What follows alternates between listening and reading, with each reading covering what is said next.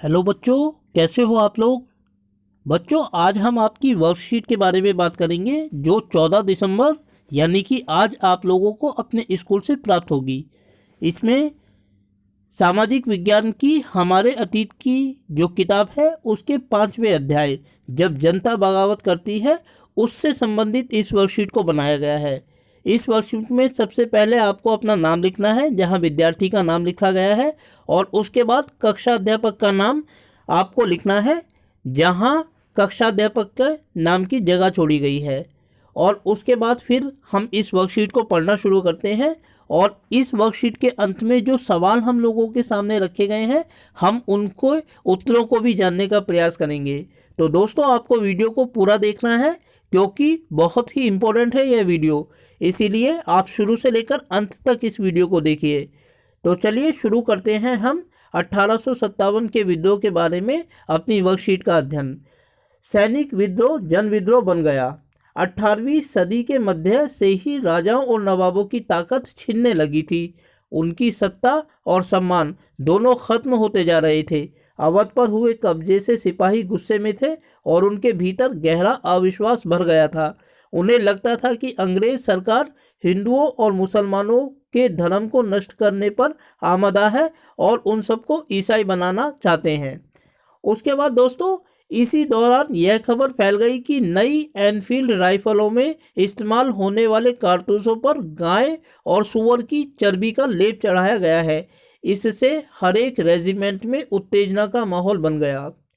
विद्रोह की शुरुआत युवा सिपाही मंगल पांडे ने की थी। 29 मार्च 1857 को युवा सिपाही मंगल पांडे को बैरकपुर यानी बंगाल में अपने अफसरों पर हमला करने के आरोप में फांसी पर लटका दिया गया।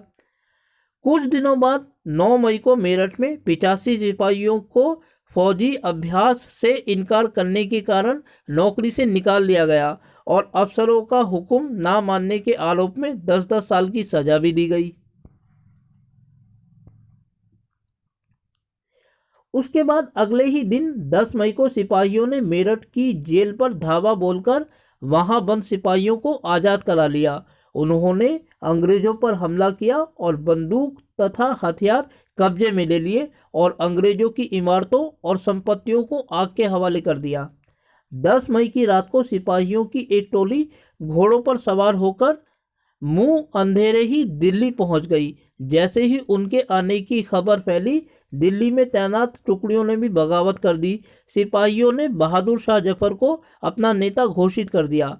बादशाह को सिपाहियों की ये मांग माननी पड़ी। उन्होंने देश भर के मुखियाओं और शासकों को चिट्ठी लिखकर अंग्रेजों से लड़ने के लिए भारतीय राज्यों का एक संघ बनाने का आह्वान किया। बहादुर शाह के इस एकमात्र कदम के गहरे परिणाम सामने आए। इन समर्थन से छोटे शासकों और रजवाड़ों को ये लगता था कि अगर मुगल बादशाह दोबारा शासन स्थापित कर ले तो वे दोबारा अपने इलाकों का शासन बेफिक्र ही चलाते लगेंगे। इसके बाद दोस्तों कुछ और जानकारियां हैं। बगावत फैलने लगी के बारे में लिखा है कि अंग्रेजों को इन घटनाओं की उम्मीद नहीं थी। उन्हें लगता था कि कारतूसों के मुद्दे पर पैदा हुई उथल पुथल कुछ समय में ही शांत हो जाएगी, लेकिन बादशाह के समर्थन के बाद स्थिति रातों रात बदल गई। दिल्ली में अंग्रेजों के पैर उखड़ने के एक हफ्ते बाद विद्रोह का सिलसिला ही शुरू हो गया। एक के बाद एक हर रेजिमेंट में सिपाहियों ने विद्रोह कर दिया और वे दिल्ली, कानपुर व लखनऊ जैसे मुख्य बिंदुओं पर दूसरी टुकड़ियों का साथ देने को निकल पड़े। उनकी देखा देखी कस्बों और गांव के लोग भी बगावत के रास्ते पर चलने लगे। वे स्थानीय नेताओं, जमींदारों और मुखियाओं के पीछे संगठित हो गए। ये लोग अपनी सत्ता स्थापित करने और अंग्रेजों से लोहा लेने को तैयार थे। कानपुर में स्वर्गीय पेशवा बाजीराव के दत्तक पुत्र नाना साहब ने ब्रिटिश सैनिकों को शहर से खदेड़ दिया। लखनऊ में नवाब वाजिद अली शाह के बेटे बिजली कद्र को नया नवाब घोषित कर दिया गया। उनकी मां बेगम हजरत महल ने अंग्रेजों के खिलाफ विद्रोह को बढ़ावा देने में बढ़ चढ़कर हिस्सा लिया। झांसी में रानी लक्ष्मीबाई ने नाना साहब के सेनापति तात्या टोपे के साथ मिलकर अंग्रेजों को भारी चुनौती दी।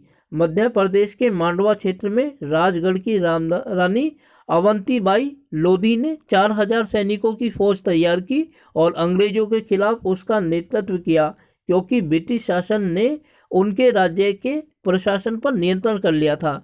बरेली के सिपाही बख्त खान ने लड़ाकों की एक विशाल टुकड़ी के साथ दिल्ली की ओर कूच कर दिया। वह इस बगावत में एक मुख्य व्यक्ति साबित हुए। बिहार के एक पुराने जमींदार कुंवर सिंह ने भी विद्रोही सिपाहियों का साथ दिया और महीनों तक अंग्रेजों से लड़ाई लड़ी। तमाम इलाकों के नेता और लड़ाके इस युद्ध में हिस्सा ले रहे थे।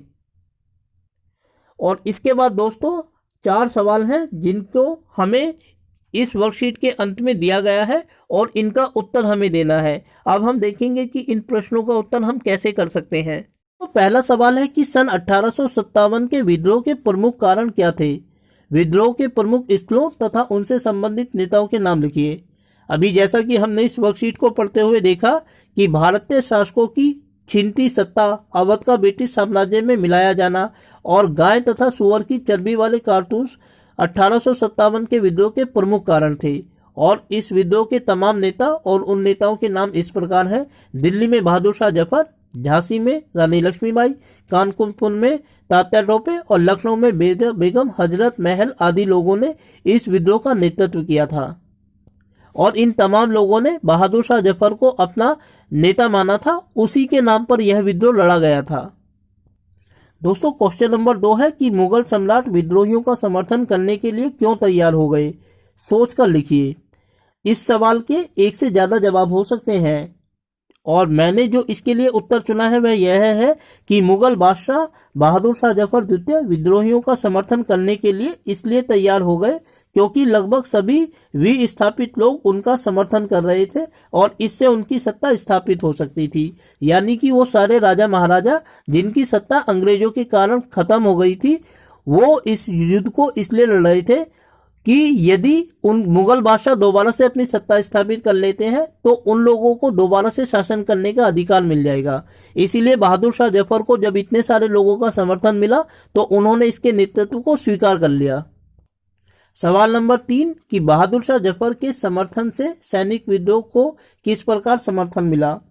और इसके अंतर्गत दोस्तों जो हम उत्तर लिखेंगे वह यह है कि जैसे जैसे अलग अलग छावनियों में सैनिकों को इस बात की खबर मिली कि मुगल बादशाह बहादुर शाह जफर ने विद्रोहियों को नेतृत्व प्रदान करने की स्वीकृति प्रदान कर दी है, तो विभिन्न स्थानों पर सैनिक विद्रोह में कूद पड़े और अपने सैन्य कमांडरों को मारने लगे। इसके बाद दोस्तों जो चौथा और आखिरी सवाल है वह यह है कि मान लीजिए कि आप कंपनी की सेना में एक सिपाही हैं, विद्रोह के बारे में अपने विचार लिखिए। दोस्तों ये एक ऐसा सवाल है जिसका उत्तर हर बच्चा अलग अलग लिख सकता है, क्योंकि ये आपको अपनी मर्जी से लिखना है, सोचकर लिखना है। तो आप लोग अपनी मर्जी से इसका कुछ भी उत्तर लिख सकते हैं एक सिपाही के रूप में। मैंने जो इसका उत्तर यहाँ लिखा है वह इस प्रकार है। यदि मैं कंपनी की सेना में एक सिपाही हूँ तो मुझे यह जानकर पहले तो बहुत हैरानी हुई होगी कि आखिर भारतीयों ने इतना साहस कैसे जुटा लिया कि उन्होंने कंपनी के विरुद्ध विद्रोह कर दिया। किंतु मैं खुद उनका साथ देने के लिए विद्रोह में कूद पड़ता, क्योंकि यदि कंपनी की हार हो जाती और भारतीय शासकों की सत्ता स्थापित हो जाती तो मुझे इन भारतीय शासकों की सेना में नौकरी जरूर मिल जाती। तो इस प्रकार दोस्तों इस तरीके के आप किसी भी उत्तर को इस प्रश्न के उत्तर के रूप में चुन सकते हैं। तो दोस्तों 1857 के विद्रोह से संबंधित यह आप लोगों की वर्कशीट थी जो आपको आज अपने स्कूल से प्राप्त होगी। आप इस वीडियो को देखना और इस चैनल को लाइक करना, सब्सक्राइब करना और वीडियो को शेयर करना बिल्कुल ना भूलिएगा। और अपना ख्याल जरूर रखिएगा क्योंकि हम कोरोना पीरियड में जी रहे हैं जिसमें हमें अपने आप को मजबूत बनाना है। पढ़ने के लिए जरूरी है हमारा स्वस्थ और मजबूत होना, इसीलिए समय समय पर अपने हाथों को धोते रहें और अपने आप को सैनिटाइज करते रहें।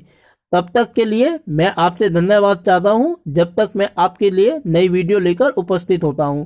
वीडियो को देखने के लिए आपका बहुत बहुत धन्यवाद।